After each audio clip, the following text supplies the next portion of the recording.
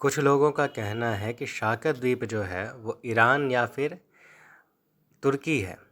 अब तुर्की की और ईरान की बात अगर की जा रही है तो शास्त्रानुसार यदि हम विष्णु पुराण देखें या फिर श्रीमद् भागवत का पंचम स्कंद देखें या भविष्य पुराण आदि देखें हम लोग, तो उसके अनुसार तो आपका शाकर द्वीप घिरा हुआ है चारों तरफ से दूध और दही के समुद्र से।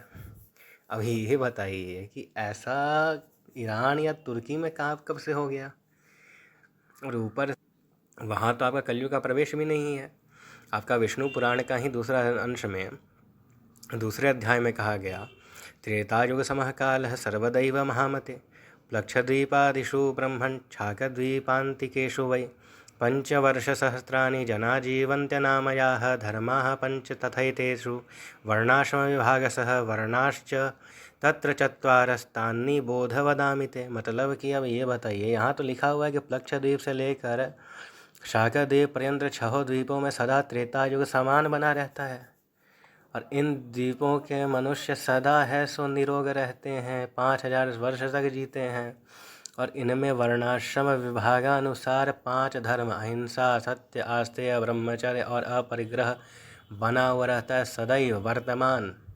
युग परिवर्तन ही नहीं होता है। अब ये बताइए, क्या ये तुर्की में और ईरान में आपका त्रेता युग समय हमेशा बना रहता है? 5-5 हज़ार साल जीने वाले मनुष्य रहते हैं वहाँ पे। और ये अब हमको समझ में नहीं आता है कि भला कैसे मतलब मूर्ख लोग हैं जो मतलब शाकद्वीप कह रहे हैं ईरान और तुर्की को। अब आप पूछेंगे कि तो युग परिवर्तन होता कहाँ है? तो युग परिवर्तन केवल भारतवर्ष में ही होता है। भारतवर्ष में कैसे?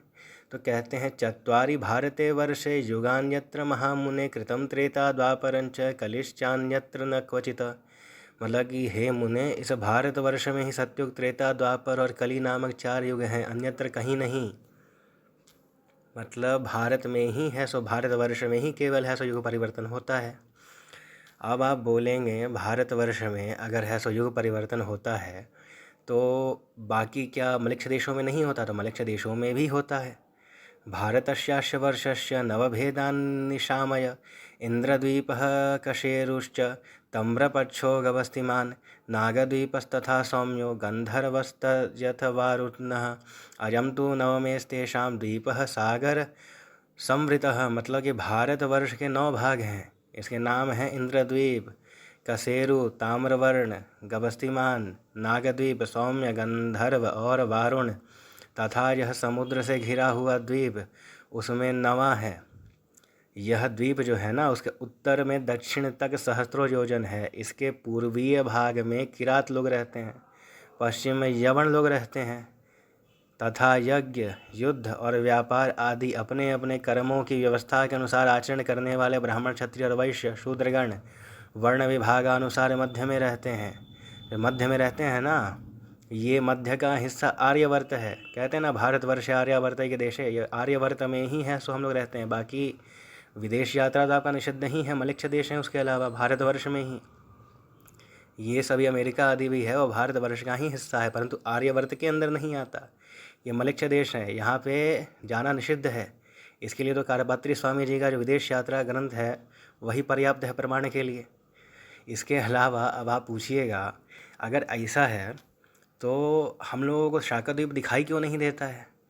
तो शाकद्वीप इसलिए नहीं दिखाई देता है क्योंकि जब हम लोग भविष्य पुराण का प्रतिसर्ग पर्व का 4था खंड का जब हम लोग 24वां अध्याय का अध्ययन करेंगे तब हमको यह कथा ज्ञात होता है कि विश्वकर्मा जी द्वारा एक माया से यंत्र का निर्माण किया गया है, जिसके कारण कलयुग में जब भारत में कलयुग आए तब कलयुग के मनुष्यों के लिए जितने भी ये दिव्य लोक आदि हैं ना, वो सब अदृश्य हो जाएं।